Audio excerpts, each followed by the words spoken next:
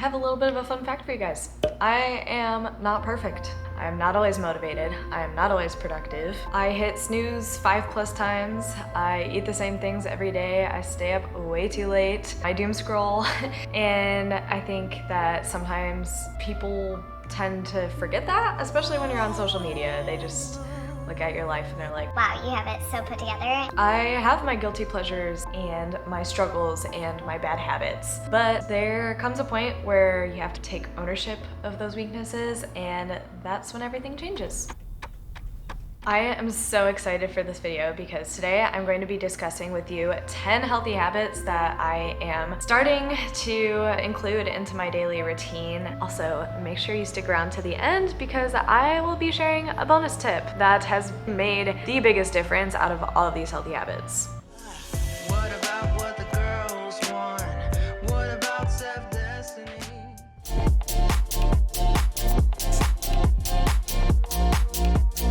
Now that it is fall and it's kind of a reset season for me as I sit here in my new apartment, it just felt like a good time to hit a major reset button. I've actually been rereading the book Atomic Habits, and I just forgot how much I love that book. There is so much information in there that I think is so helpful to anybody. Doesn't matter what you do for your career, what your hobbies are, what your day-to-day life looks like. That book has been super helpful. It's kind of given me a few inspiring pieces of advice to give to you guys in this video, so I will definitely leave that link below in case you have not read it. Would a 10 out of 10 recommend.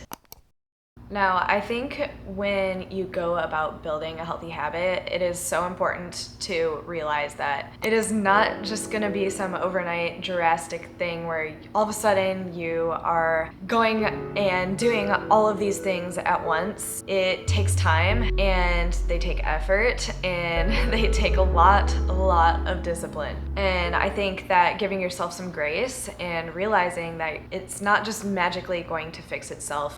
You're gonna have slip-ups. You're gonna have days where you fall off the rails and don't follow the new plan to a T, and that is okay. That is part of the process. It is not linear. Now, obviously, I'm a runner, so I'm gonna use a running analogy here. As long as you're showing up every day and doing your best for that given day, then it will eventually become a habit. And a habit is something that is kind of like you're on autopilot. You're not thinking about it. You do it every day. And if you don't do it, then it feels strange and it feels wrong, and that takes time. Don't feel like you have to go and change your whole life all at once. We are not going to become our best selves overnight, and part of the process is realizing that.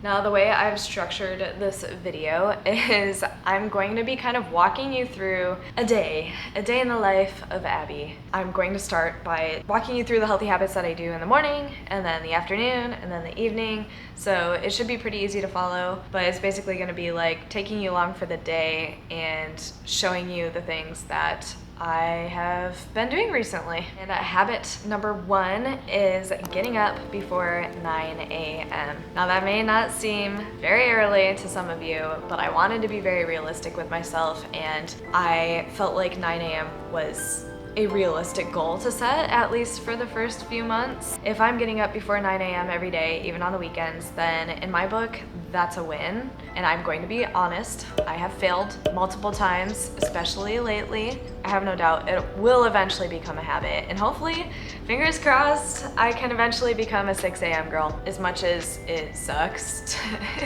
hear your alarm go off and you're like, Oh my god, it's still dark out. I think it is so much better for my focus, it's better for my energy levels, and it really helps set my circadian rhythm better. Just stop hitting the snooze button, get right out of bed, open those curtains, splash some cold water on your face, do whatever you have to do. I do not think that sleeping in until noon every day is going to get me to where I want to be, and it might not get you to where you want to be either. So, would it actually be a sit down and chat video if I did not have an energy drink? I have a cotton candy Alani, and I don't even like cotton candy, but this is pretty good. So, just saying, if you don't like cotton candy, don't knock the Alani until you try it. Healthy habit number 2 is drinking a whole Stanley with breakfast. And reason for this being is because we wake up dehydrated every single day. It does not matter if you chug a glass of water before bed. You're basically going 8-9 hours without drinking water. So it's pretty important that you restore all of that as soon as you get up. So yeah, I have been trying to drink one whole Stanley with breakfast, and I feel like it really just helps me focus better. It helps with my energy levels. It's not that hard, guys. It's pretty simple. All you do, put your mouth to the straw and chug. Or maybe don't chug, but you know what I mean. Habit number 3 is running in the morning. Running is my safe space. It is my therapy. It is the place where I go whenever I need to clear my head, and I feel like my mood is so much better when I run in the morning. If I don't run in the morning and I'm running in the evening, then I find that I just am constantly thinking about it. I'm constantly itching to get outside and go on my run. Even if I have to get up at like 3 a.m. or 4 a.m. because we have a busy day ahead, I really think that trying to get as many runs in as possible in the morning is the secret. Also, something else I've noticed about running in the morning, and maybe my evening runners will disagree here, but I think I sleep better. I don't know how people run at like 10 p.m. and then go to bed by 11 p.m. Just the endorphins make me feel too good. And then I'm up all night thinking about how amazing that workout was on the track. I'm very excited to reveal healthy habit number 4, and that is because this has also been something else that has been a huge problem for me. Healthy habit number 4 is meal prepping. If you're an OG on here on this channel and you watch some of my Disney College Program vlogs, you would know that I was very disciplined about meal prepping. But when I moved back to Michigan and then to North Carolina, I kind of fell off of the meal prepping train, and I have found it incredibly difficult to get back on. So now that I'm in Texas, I was like, No more excuses.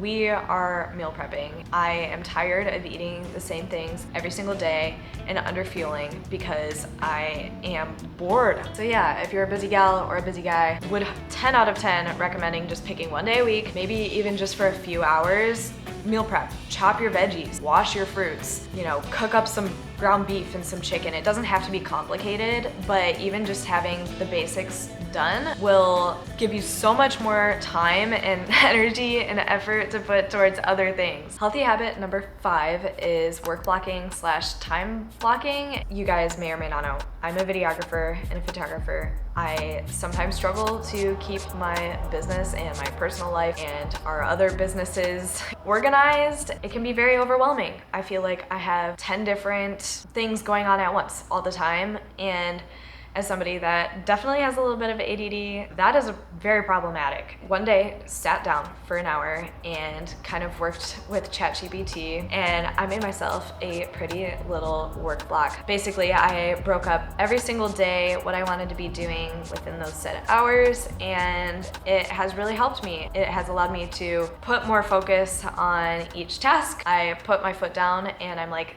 this is what you're supposed to be doing right now. If you're somebody that is struggling to focus in work because you feel like very overwhelmed by all the tasks that are coming in, I would highly recommend just trying time blocking. I'm not saying it's for everybody, but it definitely has helped me. Habit number 6 is mini breaks.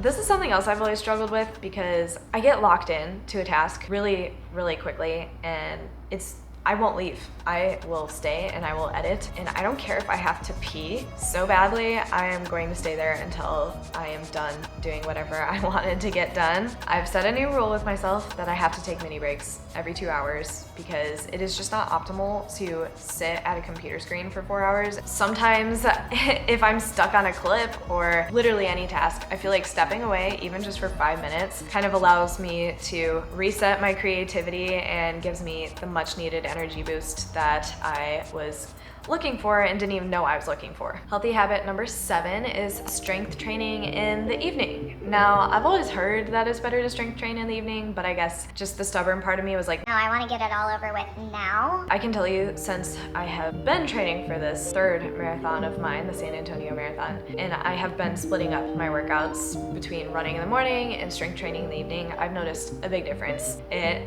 has really, really helped me to push myself in the gym as well as in my runs. Healthy habit number 8 is the 10-minute cleaning sesh.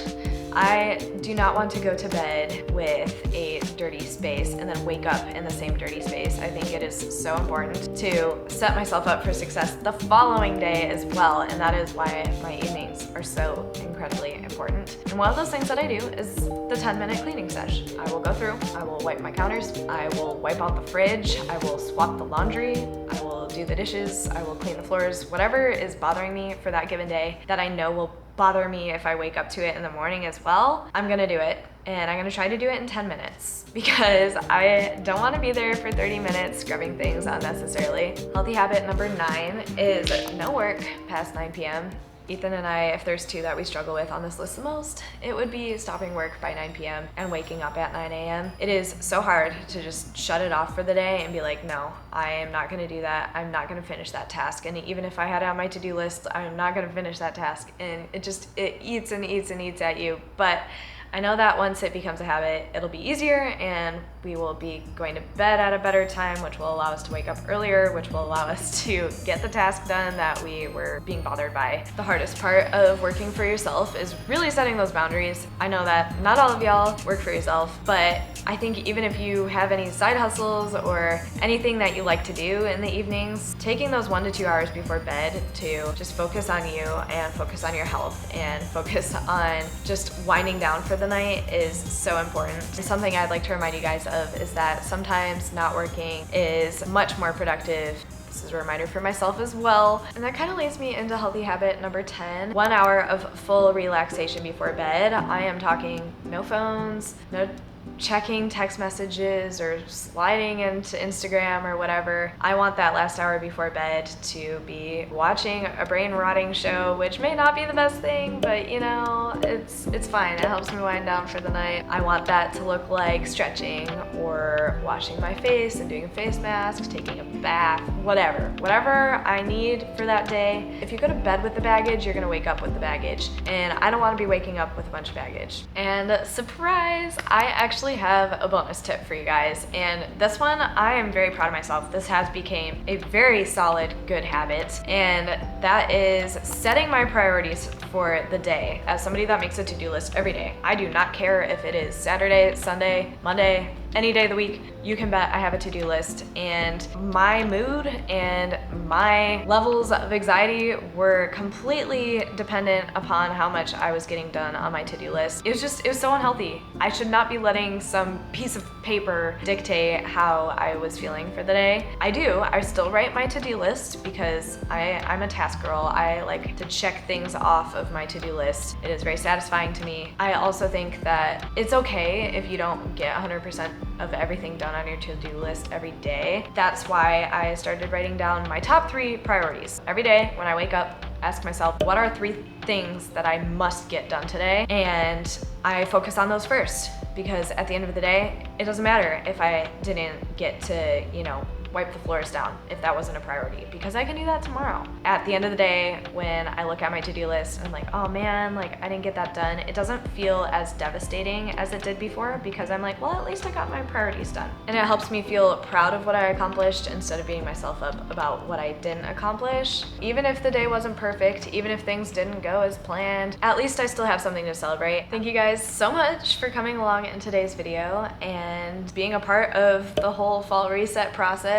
I hope it inspires you to go out there and set some new healthy habit goals that you want to include in your routine, because it may not be January yet, but I have a little spoiler for you. You don't have to wait till January. You can start now. You remember the whole winter arc thing, and I won't go into that because I do think that's a little overrated, and I'm not saying you have to go and change everything right now. If something is bothering you, change it right now. You do not have to wait for some time in the future. Just take action and start working towards becoming the person you want to become. It will take time, but I promise you, you will get there. Even on the days where you feel like you took 2 steps backwards, just remember that it's part of the process. I had a lot of fun sitting down and talking about these goals, so if you'd like to see more videos like this, please be sure to give this video a thumbs up and comment down below one thing that you want to start implementing this week. I think for me, I'd really like the wake up before 9 a.m. Get back on that. I was doing so good, and then I had one bad night and it screwed me up very badly. And lastly, don't forget to subscribe to join the AP family. I love you all, and I will see you in my next video. Bye!